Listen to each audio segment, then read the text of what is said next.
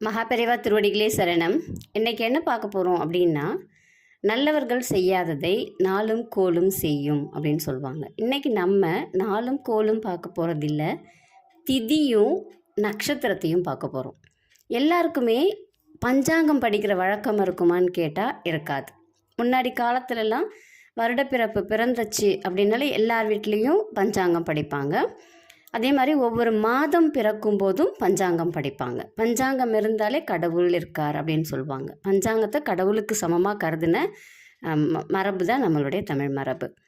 அப்போ நம்ம என்ன செய்யணும் அப்படின்னு பார்த்திங்கன்னா, எல்லா ராசிக்காரர்களுக்கும், எல்லா லக்னக்காரர்களுக்கும், எல்லா நட்சத்திரக்காரர்களுக்குமே பொருந்தாத ஒரு சில திதிகள் உண்டு, பொருந்தாத ஒரு சில நட்சத்திரங்கள் உண்டு.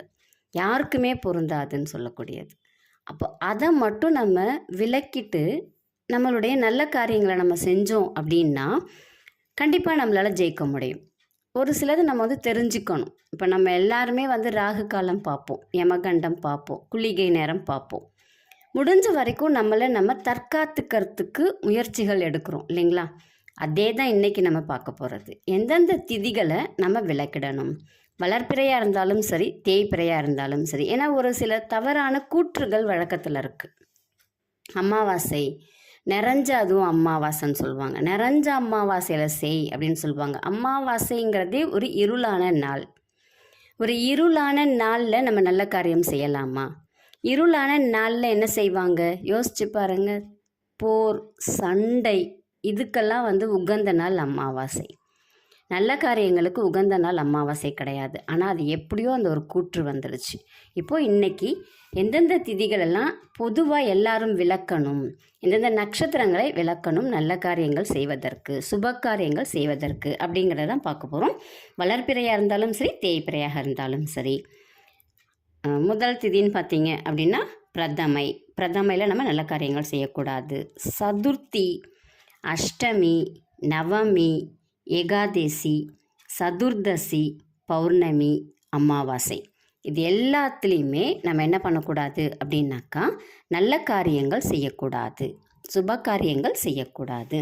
அதே மாதிரி நட்சத்திரம் அப்படின்னு பார்த்திங்கன்னா பரணி, கார்த்திகை, திருவாதிரை, ஆயில்யம், பூரம், விஷாகம், கேட்டை, பூராடம், புரட்டாதி.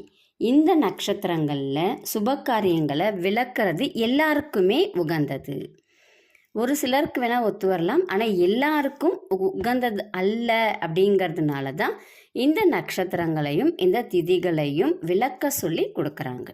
அப்போ இதை பயன்படுத்தி நமக்குரிய நல்ல காரியங்கள் அன்றைக்கி சுப முகூர்த்த நாளாகவே இருந்தாலும் இந்த நட்சத்திரம் இந்த திதிகள் இருக்கும்போது செய்யாமல் இருந்தோம்னா நமக்கு பாதி வெற்றி அப்படிங்கிறது நிச்சயமாகும். மீதி வெற்றி உங்களுடைய முயற்சியின் மூலமாக கிடைக்கும். ரொம்ப எளிமையானது, முயற்சித்து பாருங்கள், வெற்றி நமதே. நன்றி, வணக்கம்.